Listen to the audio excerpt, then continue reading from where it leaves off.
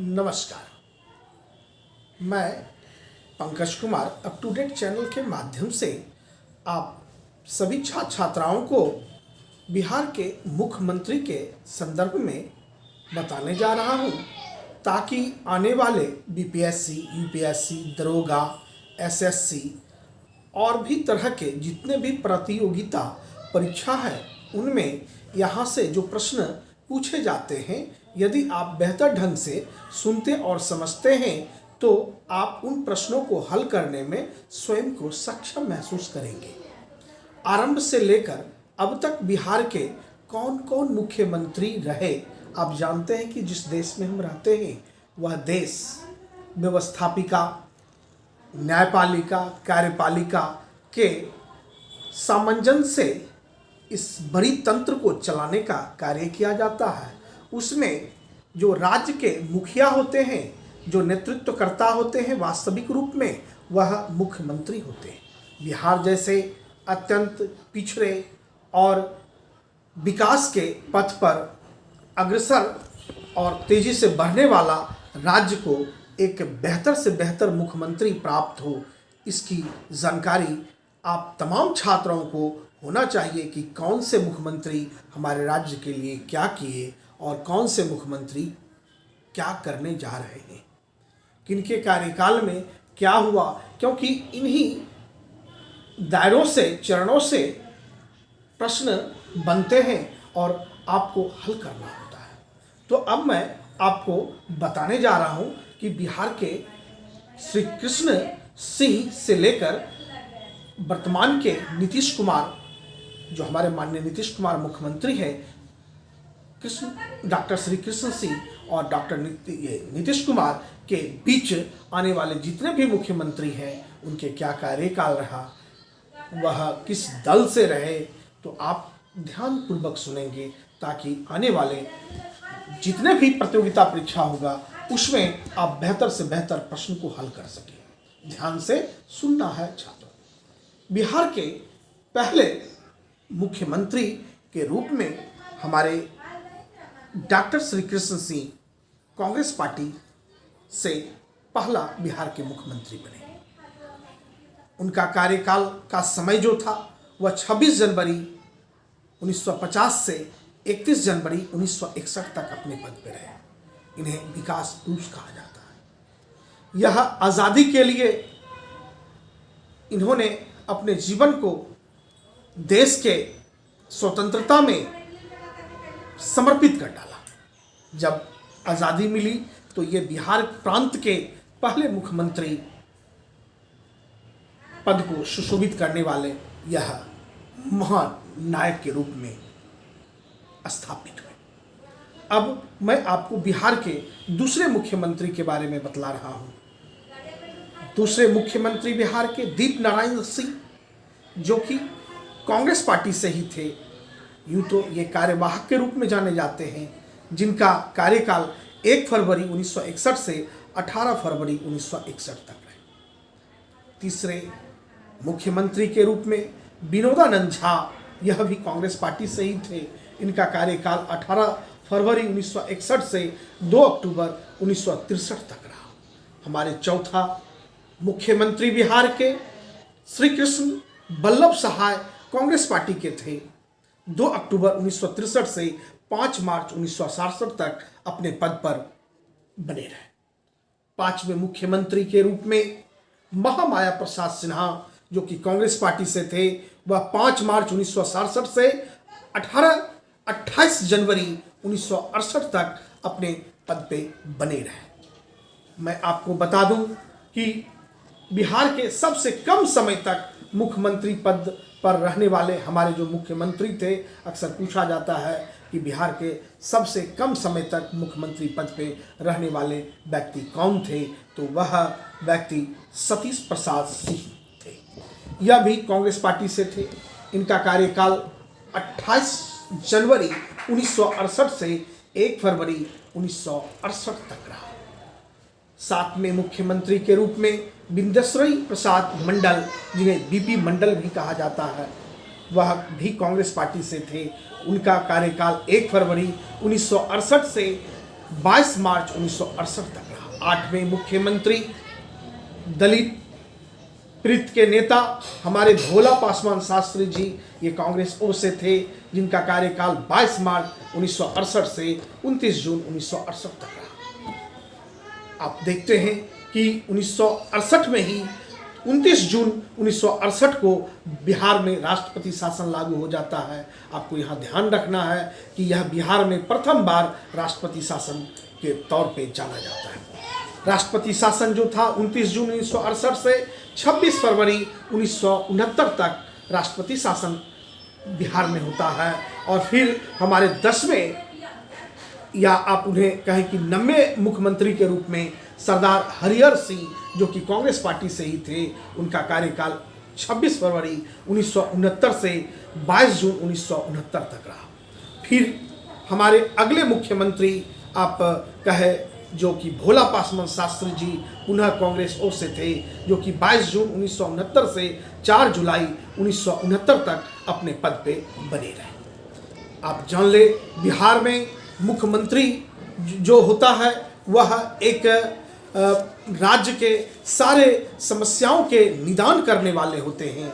वह आपके राज्य के तमाम विकास का नेतृत्व करता होते हैं।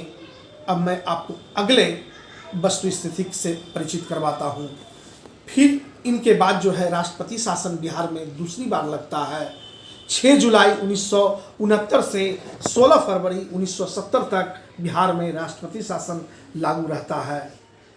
फिर आप अगले मुख्यमंत्री की बात हम जब करते हैं, 12वां दारोगा प्रसाद राय, जो कि कांग्रेस पार्टी से ही थे, जो कि 16 फरवरी 1970 से 22 दिसंबर 1970 तक अपने पद पे बने होते हैं। छात्रों, फिर हम देखते हैं कि बिहार के अजीबोगरीब मुख्यमंत्री, काफ़ी चर्चित मुख्यमंत्री कर्पूरी ठाकुर का शासनकाल आता है, जो कि सोशलिस्ट पार्टी से बिहार में मुख्यमंत्री बनते हैं। और इनका कार्यकाल 22 दिसंबर 1970 से 2 जून 1971 तक ये अपने पद पे बने रहते हैं। फिर हम देखते हैं भोला पासवान शास्त्री जी का शासनकाल आता है, जो कि कांग्रेस पार्टी से होते हैं। और 2 जून 1971 से 9 जनवरी 1972 तक बिहार में इनका मुख्यमंत्री काल स्थापित होता है। फिर हम देखते हैं कि पुनः तीसरी बार राष्ट्रपति शासन का शिकार बिहार होता है। 9 जनवरी 1972 से 19 मार्च 1972 तक बिहार में राष्ट्रपति शासन रहता है। फिर हम आगे देखते हैं कि केदार पांडे जी हमारे मुख्यमंत्री बनते हैं कांग्रेस पार्टी से। 19 मार्च 1972 से 2 जुलाई 1973 तक ये अपने पद पे बने रहते हैं। आगे आपको जानना है कि बिहार में पहली बार कोई मुस्लिम मुख्यमंत्री बनते हैं, वह हैं अब्दुल गफ्फूर, या भी कांग्रेस पार्टी से इस पद पे आते हैं। 2 जुलाई 1973 से 11 अप्रैल 1975 तक इनका शासनकाल होता है। फिर बिहार के जो अगले मुख्यमंत्री हैं वो हैं जगन्नाथ मिश्र जी। जगन्नाथ मिश्रा यह कांग्रेस पार्टी से होते हैं, जो कि 11 अप्रैल 1975 से 30 अप्रैल 1977 तक अपने पद पे बने रहते हैं। चौथी बार राष्ट्रपति शासन फिर बिहार में लागू होता है। 30 अप्रैल 1977 से 24 जून 1977 तक। अगला फिर मुख्यमंत्री के रूप में आप देखते हैं कर्पूरी ठाकुर जनता पार्टी से मुख्यमंत्री बनते हैं, जिनका कार्यकाल होता है 24 जून 1977 से 21 अप्रैल 1979 तक। छात्रों, ध्यान से आपको सुनना है, क्योंकि जब आप मुख्यमंत्री के तरीकों को आप जान जाएंगे तो आप फिर देखेंगे कि आगे आपको इससे जुड़ी हुई कार्यपालिका का व्यवस्थापिका से रिलेशन, उसके बाद न्यायपालिका से, सभी योजनाओं से, ताकि आप मुख्यमंत्री और तमाम तरह के इनसे जुड़े प्रश्नों को आप परीक्षा में हल कर सकेंगे। इसलिए कि आपको यह जानना जरूरी है कि कौन से मुख्यमंत्री का किस समय किस तरह के पार्टी से और क्या कार्यकाल था।